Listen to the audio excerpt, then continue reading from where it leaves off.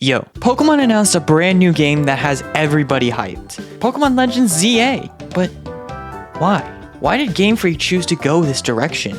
And why now? Well, when we look back on it, it makes a hell of a lot of sense why they choose to make a new XY inspired game. We'll also discuss some theories around this game and what it means going forward for the Pokemon franchise. Point 1. Why? What happened to the Unova remake or Legends game? What about Johto? Well, let's start with Johto. That one was a pure fan speculation. Pokemon never hinted towards Johto games as far as my knowledge goes. A lot of people just thought because it's the longest region without a remake that they'd get a new one. No, that's obviously not how it works. But what about Unova? This one they actually did hint to, and got a shit ton of likes for doing it. But that was likely on purpose. You see, we were all expecting Unova remakes going into the latest Pokemon Presents. But to then throw a Kalos remake at us would catch a lot of people off guard and drive a lot of traffic towards the game. But I think a lot more people would be mad if they didn't do this at the end of the trailer.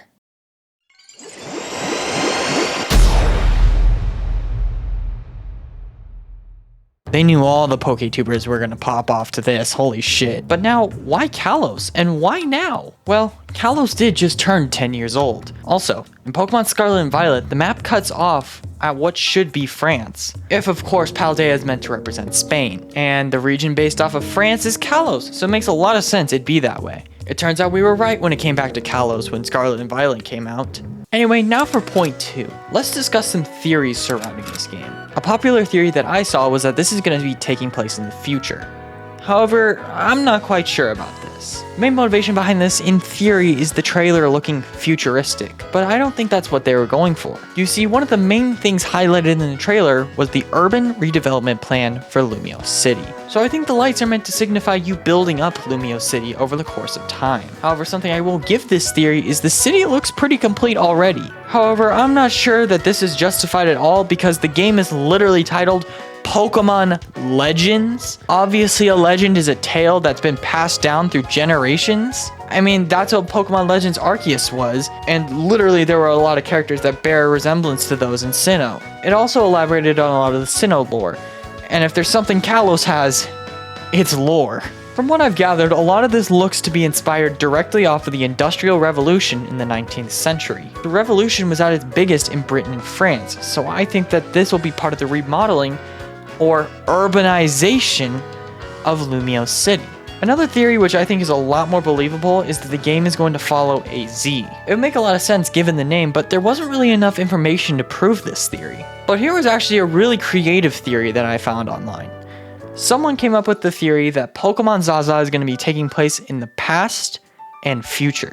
I think really the only thing proving this theory again was the fact that the game features both the start and end of the alphabet in its title, and also the past tense looking drawing and futuristic tense drawing of Lumio City, but I find this a lot less believable than AZ. My personal theory is that we're going to be building up Lumio City.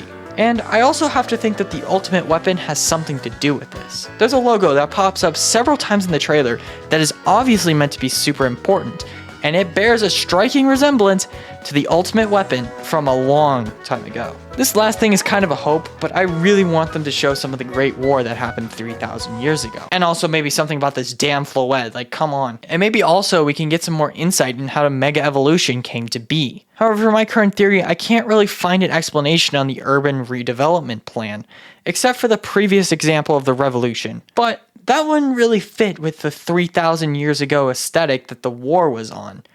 So I'm not too sure about this one. If you have a theory about it, drop a comment down below. Anyway, my last point for today is how this game will impact the franchise going forward. And we're not talking about lore anymore. In fact, I'm only going to be talking about the things revealed in the last 10 seconds of the trailer. Let's talk about the obvious. Mega Evolution. Although I think people are freaking out a little too much that they brought this back, it's pretty obvious that they know we like Mega Evolution, considering they brought it back in Let's Go Pikachu and Eevee, but that was like 7 years ago, so like, I don't know. However, to me, this wasn't the most important part of those last 10 seconds. The second thing, and the most important thing to me, is that it will be releasing worldwide in 2025. Not 2024, 2025. This makes me beyond hyped. Pokemon has been known in the last few years for rushing out games that hit that marketable season. My bet is either we as fans finally complained enough to Game Freak to where they're like, alright, we'll take our damn time with these games, or they realize that the marketing season doesn't really matter with remakes and spin-offs, seeing as Legends Arceus did sell more in January than BDSP did in all of its marketing season. But to me, I'm really hoping it was the first option of that. But this isn't it.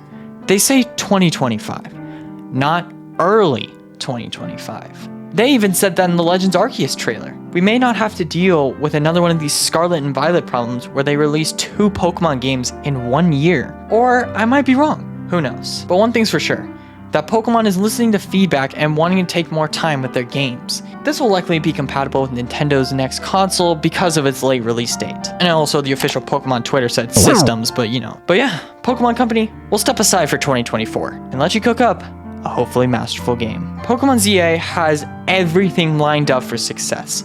It's being developed by Game Freak, not ILCA or whatever the hell that other company was called. Not releasing in 2025 is the return of one of the most mysterious regions with the most potential and has Mega Evolution. The best timeline is here, and I'm hella excited for 2025, where we get to return to Lumiose City.